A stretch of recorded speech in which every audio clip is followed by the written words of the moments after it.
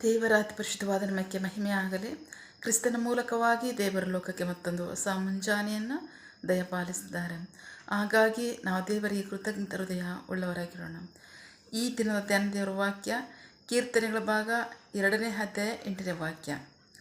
ನನ್ನನ್ನು ಕೇಳು, ಆಗ ನಾನು ಅನ್ಯ ಜನರನ್ನು ನಿನ್ನ ಬಾಧ್ಯವಾಗಿಯೂ ಭೂಮಿಯ ಕಟ್ಟಕಡೆ ಹೊರಗಿರುವುದನ್ನು ನಿನ್ನ ಸೊತ್ತಾಗಿಯೂ ಕೊಡುವೆನು. ದೇವರಿಗೆ ಸ್ತೋತ್ರ. Psalms 2, chapter 2, verse 8. Ask and I will give you all the nations, the whole earth will be yours. ದೇವರಿಗೆ ಸ್ತೋತ್ರ. ನಾವು ವಾಕ್ಯ ಭಾಗದ ನೋಡ್ತಾ ಇದ್ದೀವಿ. ಪ್ರೀತಿ ದೇವ್ರ ಮಕ್ಕಳೇ, ವಾಕ್ಯ ಭಾಗದಲ್ಲಿ ಕರ್ತನು ಶ್ರೇಷ್ಠಂತ ದೇವರು ಈ ಮುಂಜಾನೆ ಸಮಯದಲ್ಲಿ ನಮ್ಮ ಸಂಗಡ ಮಾತನಾಡ್ತಾ ಇದ್ದಾರೆ. ನಿನಗೇನು ಬೇಕು? ಒಬ್ಬೊಬ್ಬರಿಗೆ ಇರ್ತಕ್ಕಂಥ ಒಂದು ಉದ್ವಾದ ಕರೆ. ಮತ್ತಾಯನ ಸುವಾರ್ತೆ 7ನೇ ಅಧ್ಯಾಯದಲ್ಲಿ 7ನೇ ವಾಕ್ಯದಲ್ಲಿ ಯೇಸು ಕ್ರಿಸ್ತರು ಹೇಳ್ತಾರೆ, ಕೇಳಿರಿ ನಿಮಗೆ ಕೊಡಲ್ಪಡ್ಬೋದು. ಕೇಳ್ತಕ್ಕಂಥ ಪ್ರತಿಯೊಬ್ಬರು ಸಹ ನೀವು ಹೊಂದ್ಕೋತೀರ.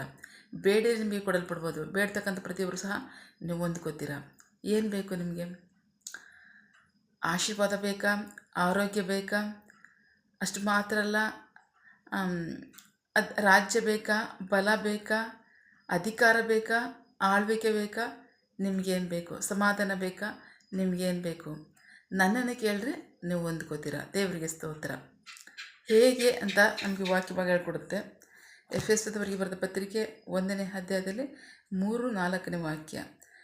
ಆ ಎಫೆಸಿಯನ್ಸ್ ಚಾಪ್ಟರ್ 3:1 ವರ್ಡ್ 3-4. ನಮ್ಮ ಕರ್ತನಾದ ಯೇಸು ಕ್ರಿಸ್ತನ ದೇವರು ತಂದೆಯೂ ಆಗಿರುವ ಆತನಿಗೆ ಸ್ತೋತ್ರ.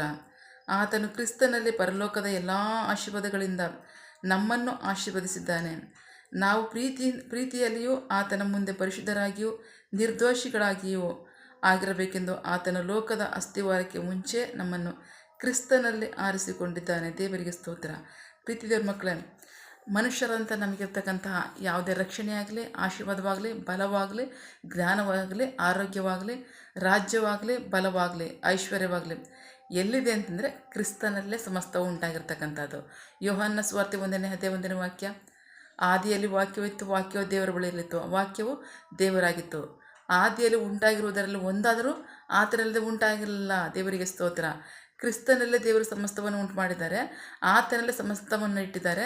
ನಾವು ಬೇಡ್ತಕ್ಕಂಥ ಪ್ರತಿಯೊಬ್ಬರು ಸಹ ಆತನಲ್ಲೇ ಸಮಸ್ತವನ್ನು ಹೊಂದ್ಕೋತಾ ಇದ್ದೀವಿ. ದೇವರಿಗೆ ಸ್ತೋತ್ರ. ಹೌದಾ? ಈಗ ನಾವು ಹೊಂದ್ಕೋತಾ ಇದ್ದೀವಿ ಅಂದರೆ ಇಲ್ಲ. ಆದರೆ ದೇವರು ಹೇಳ್ತಾ ಇದ್ದಾರೆ, ಅವ್ರು ನಗ್ತಾ ಇದ್ದಾರಂತೆ. ಇಲ್ಲೇನೋ ಜನ ಹೇಳ್ತಾ ಇದ್ದಾರೆ, ದೇವರೇ ಸಹಾಯ ಮಾಡಿ, ನಮಗೆ ಜ್ಞಾನ ಕೊಡಿ, ಬಲ ಕೊಡಿ, ನಮ್ಮನ್ನು ತಪ್ಪಿಸಿ, ನಮ್ಮನ್ನು ಕಾಪಾಡಿ ಇಲ್ಲಿ ಕೇಳ್ತಾ ಇದ್ದಾರೆ. ಆದರೆ ದೇವರು ಪರಲೋಕದಲ್ಲಿ ಕೂತ್ಕೊಂಡು ನಗ್ತಾ ಇದ್ದಾರಂತೆ. ದೇವರಿಗೆ ಸ್ತೋತ್ರ.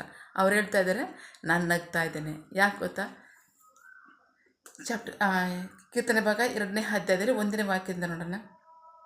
ರಾಷ್ಟ್ರಗಳು ಒಳಸಂಚು ಮಾಡುವುದು, ಜನಾಂಗಗಳು ವ್ಯರ್ಥವಾಗಿ ಸಂಚು ಮಾಡುವುದು ಯಾಕೆ? ಯೆಹೋವನಿಗೆ ವಿರುದ್ಧವಾಗಿಯೂ ಆತನ ಅಭಿಷಕ್ತನಿಗೆ ವಿರುದ್ಧವಾಗಿಯೂ ಭೂರಾಜರು ನಿಂತುಕೊಳ್ಳುತ್ತಾರೆ, ಪ್ರಭುಗಳು ಒಟ್ಟಾಗಿ ಕೂಡಿಕೊಳ್ಳುತ್ತಾರೆ. ದೇವರಿಗೆ ಸ್ತೋತ್ರ. ದೇವರು ಹೇಳ್ತಾ ಇದ್ದಾರೆ, ನನ್ನ ಅಭಿಷಕ್ತನಿಗೆ ವಿರುದ್ಧವಾಗಿ ನಿಂತಿದ್ದಾರೆ. ಯಾರಿಗೆ ವಿರುದ್ಧವಾಗಿ ನಿಂತಿದ್ದಾರೆ? ಆಶೀರ್ವಾದ ಯಾರಿಂದ ಬರಬೇಕು? ರಕ್ಷಣೆ ಯಾರಿಂದ ಬರಬೇಕು? ಸಹಾಯ ಯಾರಿಂದ ಬರಬೇಕು? ಐಶ್ವರ್ಯ ಯಾರಿಂದ ಬರಬೇಕು? ಸಮಾಧಾನ ಯಾರಿಂದ ಬರಬೇಕು? ಅವನಿಗೆ ವಿರುದ್ಧವಾಗಿ ರಾಷ್ಟ್ರಗಳು, ಭೂರಾಜರುಗಳು, ಅಧಿಕಾರಿಗಳು ವಿರುದ್ಧವಾಗಿ ನಿಂತಿದ್ದಾರೆ. ಬರಬೇಕಾಗಿರೋದು ಕ್ರಿಸ್ತನಿಂದ ನಮಗೆ ಸಮಸ್ತವು. ನಾವು ಆತನ ಕೇಳ್ತಾ ಇಲ್ಲ, ಆತನ ಹತ್ರ ಏನೂ ಕೇಳ್ತಾ ಇಲ್ಲ. ಬದಲಾಗಿ ರಾಷ್ಟ್ರಗಳು, ಭೂರಾಜರುಗಳು ವಿರುದ್ಧವಾಗಿ ನಿಂತಿದ್ದಾರೆ. ಬರಬೇಕಾಗಿರೋದು ಈ ಕ್ರಿಸ್ತನಿಂದ, ಕೇಳಬೇಕಾಗಿರೋದು ದೇವರಿಂದ ಕೇಳಬೇಕು, ಅದು ಕ್ರಿಸ್ತನಿಂದ ಬರಬೇಕು. ಬಟ್ ಹಂಗಾಗ್ತಾ ಇಲ್ಲ. ರಾಜರುಗಳು, ರಾಷ್ಟ್ರಗಳು ರೋಷಗೊಳ್ತಿವೆ, ಒಳಸಂಚುಗೊಳ್ತಿವೆ, ವಿರುದ್ಧವಾಗಿ ನಿಂತಿವೆ. ಸೊ ಅದಕ್ಕಾಗಿ ದೇವರು ಏನು ಹೇಳ್ತಾರೆ ಗೊತ್ತಾ? 4ನೇ ವಾಕ್ಯ. ಪರಲೋಕದಲ್ಲಿ ಕುಳಿತಿರುವ ಆತನು ಅದಕ್ಕೆ ನಗುವನು, ಯೆಹೋವನು ಅವರನ್ನು ಕಂಡು ಪರಿಹಾಸ ಮಾಡುವನು. ದೇವರಿಗೆ ಸ್ತೋತ್ರ. ದೇವರು ನಗ್ತಾ ಇದ್ದಾರೆ. ಮನುಷ್ಯರು ನೋಡಿ ಪರಿಹಾಸ ಮಾಡ್ತಾರೆ. ಯಾರು ನೋಡಿ ಪರಿಹಾಸ ಮಾಡ್ತಾರೆ? ರಾಷ್ಟ್ರಗಳನ್ನು, ಭೂರಾಜರುಗಳನ್ನು. ದೇವರಿಗೆ ಸ್ತೋತ್ರ. ಕಾರಣ ನಾವು ದೇವ್ರನ್ನ ಬೇಡ್ಕೋಬೇಕು. ಕ್ರಿಸ್ತನೆಲ್ಲ ಸಮಸ್ತವೂ ಅದ. ದೇವ್ರನ್ನೂ ಬೇಡ್ತಾ ಇಲ್ಲ, ಕ್ರಿಸ್ತನಲ್ಲೂ ನಾವು ಕೇಳ್ತಾ ಇಲ್ಲ, ಆತನಲ್ಲೂ ಏನು ಮಾಡ್ತಾ ಇಲ್ಲ. ಬದಲಾಗಿ ರಾಷ್ಟ್ರಗಳೇ ರೋಷಗೊಳ್ತೇವೆ, ಸಂಚು ಮಾಡ್ತಾ ಇದ್ದೇವೆ. ದೇವರು ನಗ್ತಾ ಇದ್ದಾರೆ. ಪ್ರೀತಿ ದೇವ್ರ ಮಕ್ಕಳೇ, ಹೀಗೇನು?